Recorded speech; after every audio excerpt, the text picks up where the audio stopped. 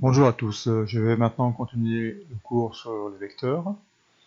Je vais vous parler du calcul de la norme d'un vecteur dans une base orthonormée, puis du calcul des coordonnées d'un vecteur AB lorsqu'on connaît les coordonnées d'un point A et d'un point B dans un repère orthonormé OI. D'abord une propriété qu'on va utiliser par la suite, l'exercice dont je vais vous parler tout à l'heure, qui est assez naturel. Deux vecteurs sont égaux s'il y a seulement si leurs coordonnées sont égales. Bien, maintenant la propriété donc, qui permet de calculer la norme d'un vecteur dans une base orthonormée. On considère ici une base orthonormée J, U un vecteur qui a comme coordonnées x, y dans cette base orthonormée, et la propriété qui est admise dit que la norme de U, c'est la racine carrée de x au carré plus y au carré, donc c'est la somme des coordonnées au carré de notre vecteur. Un exemple, ici U a comme coordonnée moins 2, 3, donc sa norme c'est racine carrée de, alors, première coordonnée moins 2 au carré, plus 3 au carré.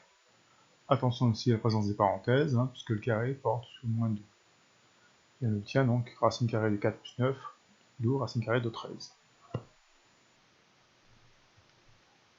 Bien, maintenant la propriété qui permet de calculer les coordonnées d'un vecteur dans un repère orthonormé. On considère ici deux points A et B. A coordonnées x, a, y, a, B un point coordonnées x, b, y, b. Alors, à partir des coordonnées de A et de B, eh bien, on a une formule qui donne les coordonnées du vecteur AB. Donc là, voilà. Attention aussi juste à l'ordre, c'est le vecteur AB. Là, dans le calcul des coordonnées, on commence par AB. Alors, voilà un exemple. On vous demande de calculer les coordonnées des vecteurs AB et DC. Donc là, j'ai simplement réécrit la propriété. Ensuite, il faut remplacer xb, xa, yb, yk par leur valeur. xb, c'est l'abscisse de A, de B, pardon. xb, c'est l'abscisse de B, donc 2. xa, c'est l'abscisse de A, moins 1. Donc 2 moins moins 1, donc on obtient 3. YB, c'est l'ordonnée de B,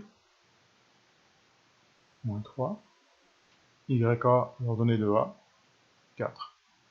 Donc, moins 3, moins 4, moins 7.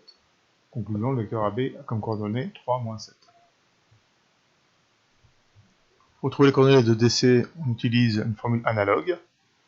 Bon, là, j'ai changé évidemment les lettres, puisqu'il s'agit de vecteur DC et non pas de vecteur AB. Attention ici à l'ordre, c'est C en premier, puisque c'est le vecteur DC.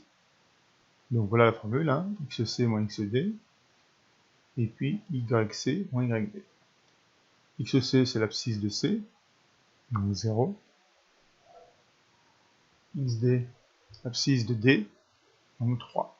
Donc 0 moins 3, moins 3. yc, ordonnée de C, moins 2. Et yd, ordonnée de D, 0. Donc moins 2, moins 0, moins 2. Nous avons DC comme coordonnée, moins 3, moins 2. Ensuite, la norme de AB, on l'a vu ici. C'est donc la racine carrée de la somme des carrés des coordonnées. Donc ici, les coordonnées de AB donc, sont 3 et moins 7. Donc la norme de AB, c'est racine carrée de 3 au carré, plus moins 7, le tout au carré.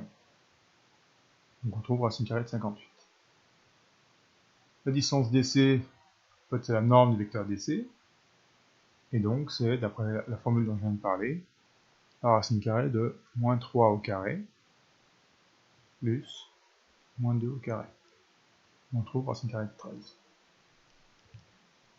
Pour finir cette partie du cours, un exercice qu'il faut savoir faire, qui est le suivant. On vous donne 3 points dont on connaît les coordonnées, et on vous demande de déterminer les coordonnées du point D, tel que le vecteur AB sera égal au vecteur CD. Alors, j'ai noté D, XD, YD, puisque justement les coordonnées de D sont inconnues. Par contre, on peut trouver les coordonnées du vecteur AB, puisque les coordonnées de A et de B sont données. Donc attention à l'ordre, coordonnées de B, dans celle de A, donc 4, moins 1. Puis ici, il y a moins 2 et 3, voilà, ce sont les coordonnées de A. Et donc, on obtient AB comme coordonnées 6, moins 4. Les coordonnées de CD, on ne va pas pouvoir les calculer, mais en fait, on peut quand même calculer en partie. Bon, on laisse évidemment xd, yd, puisque ce sont les inconnus. Par contre, on peut remplacer xc et yt par leur valeur. xc, c'est l'abscisse de C. 5, yc, coordonnée de C, donc 3. Alors, c'est là qu'intervient la propriété dont j'ai parlé tout à l'heure. Hein. Deux vecteurs sont égaux. Donc, c'est le cas. AB est égal au vecteur CD. Si et seulement si leurs coordonnées sont égales. Donc, voilà les coordonnées de AB. 6 et moins 4. Voilà les coordonnées de CD. Elles sont égales. Donc, ça veut dire que 6 doit être égal à xd moins 5. Et puis, moins 4 doit être égal à yd moins 3. Bon, ensuite, on résout. Hein. C'est facile. On obtient une équation ici du premier degré d'inconnu xd. Une équation ici du premier degré d'inconnu yd. Et on trouve aisément hein, que xd c'est 11 et yd c'est moins 1. Conclusion, le point D a comme coordonnée 11, moins 1.